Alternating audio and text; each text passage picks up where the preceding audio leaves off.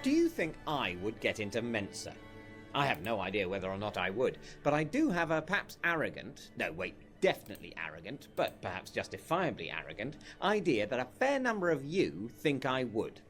Something about the public persona I have constructed, or has been constructed around me, is a good fit for Mensa.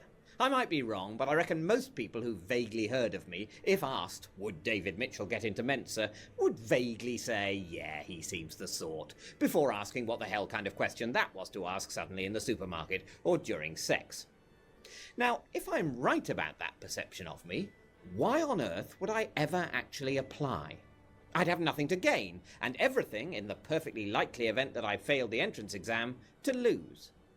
So the people who do join Mensa are, it seems to me, those who expect that the answer to that question in their case would be, oh God no.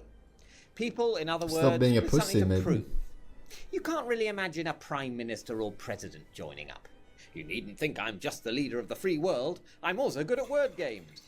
And sure enough, when you look through the list of famous members and former members, it's short on professors and Nobel laureates, and long on professional sports people, actors and glamour models. Not that there's anything wrong with being any of those things, I'm at least one of them myself. But they're all areas in which the response, oh, and they're clever as well, is more likely than, oh, and they're clever, of course. Jimmy Savile was a member. Carol Vorderman is a member. Jamie Theakston is a member. Stephen Hawking is not. Who? Maybe he applied and failed. Maybe. Perhaps the most eloquent way of illustrating what I'm trying to say is that CJ from Eggheads is a member of Mensa. Kevin from Eggheads is not.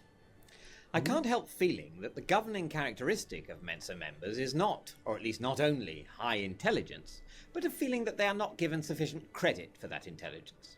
But intelligence in the abstract has no value. If your intelligence hasn't been noted by your fellow man, perhaps the question to ask yourself is why you've failed to deploy it in a more striking way, rather than asserting your intelligence by joining a club, the only criterion for membership of which is that you can pass the test that allows you to join, like a sort of reverse Groucho Marx.